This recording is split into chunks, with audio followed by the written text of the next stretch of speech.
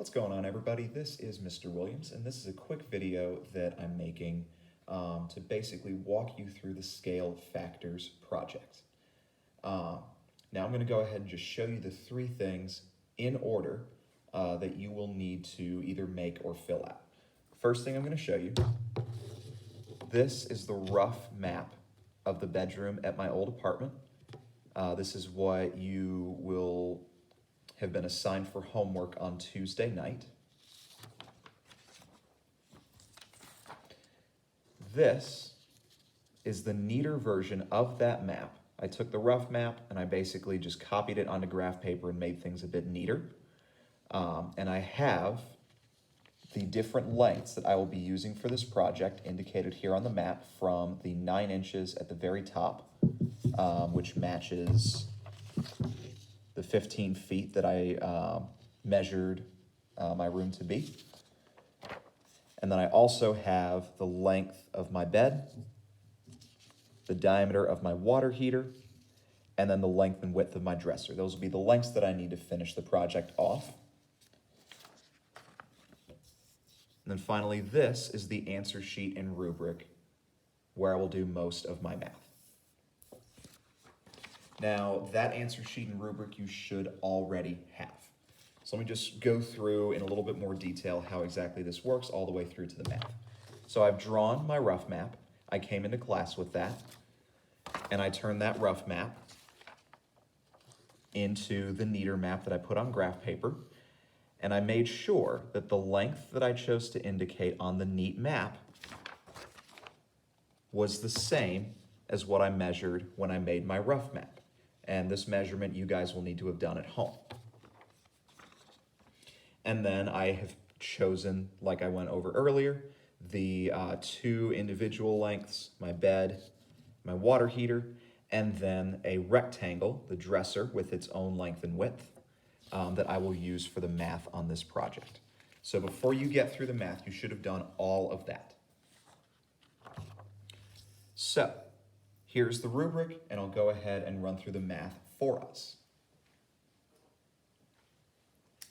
To start with, I need to just put down my scale factor, and I had a 9-inch measurement on the map that in real life was 15 feet.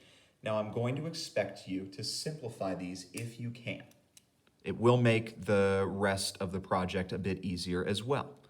So I know that 9 and 15 are both multiples of 3.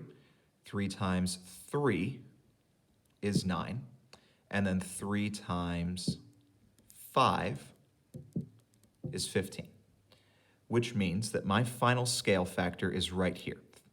3 inches on the map is 5 feet in real life. So now I can use this information to calculate my true scale factor.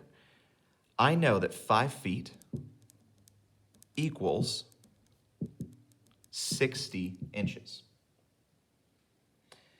Now, if you remember, to find the true scale factor, all you had to do was make sure you were working with the same unit. So now I know that 3 inches on the map is 60 inches in real life, and now I can simplify this down. These are both multiples of 3. 3 goes into 3 one time. So 1 inch on the map is the same as, and then 3 goes into 60 20 times. 1 inch on the map is 20 inches in real life. So I know that my actual apartment is 20 times as big as that map. So now I need to get to the length calculations, the part of the project where I use some proportions. Whenever I do a scale factor problem, I start with that scale factor in its own fraction. So if I work with my heater, my first fraction is going to be my scale factor. 3 inches on the map is 5 feet in real life. And then I have a length of 1.5 inches of my heater, and I just need to see how long that's going to be in real life. And with a quick bit of cross multiplying, I can do 1.5 times 5 divided by 3. Because if you think about tracing the fish, I come up to 1.5, multiply by 5, divide by 3. That gets me 2.5 feet. So according to my map, my heater should be about 2.5 feet in diameter in real life. Then I have my bed. Good news is my scale factor is the same. So when I start my proportion, I'm still going to do 3 inches for 5 feet. The length of my bed that I measured on my map was 3.5 inches. And then I'm trying to find out how long that should be in real life.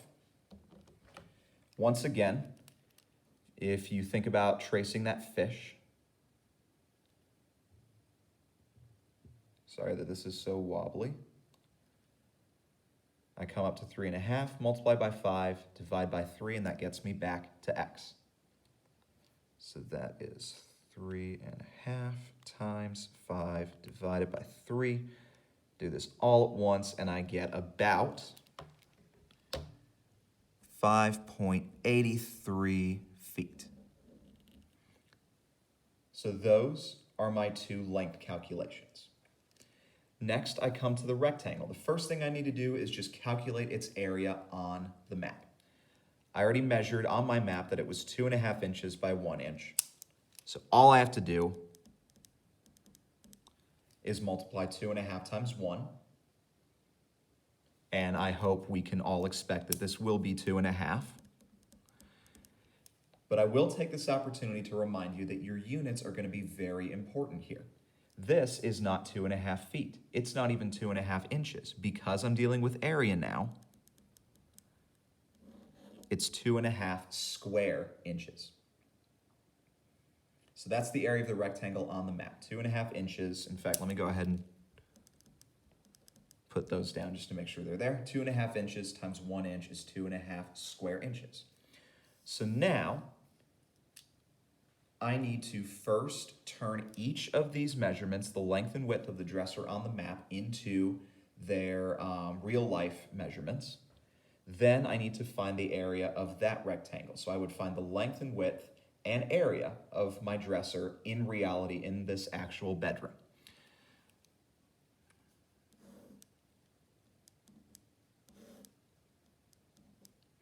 So the length of this dresser, I'm starting with that proportion.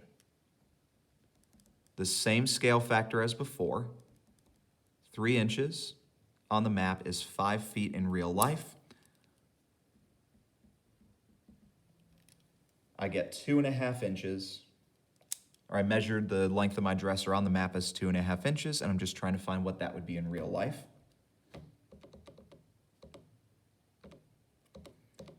And tracing the fish through, 2.5 times 5 divided by 3.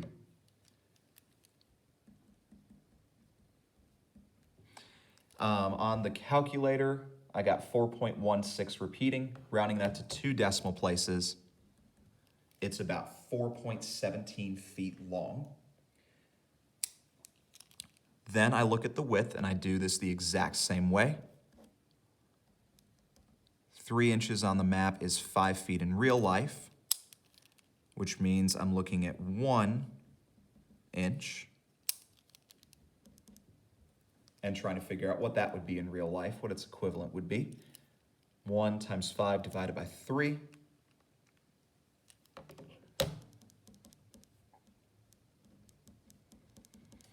Once again, I got a repeating decimal on my calculator. Rounding it to 2 decimal places, it's 1.67. So now that I have my length and my width of this dresser, now I just need to multiply those together to find the area. So if I want to find my area, all I have to do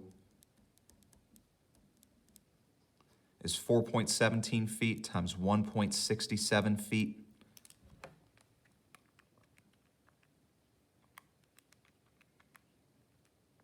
and I get 6 point, and this will round to 2 decimal places. It'll round down to 96.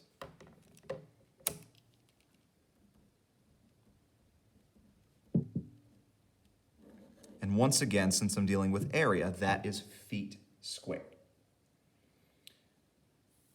So this should be a relatively simple project once you have done the drawing. I'm going to recommend that you do what I did on this map and maybe use a different color to pick out the measurements that you're going to use on the project itself. But anyway, have fun. I look forward to grading this and getting to know you guys a little better through doing this.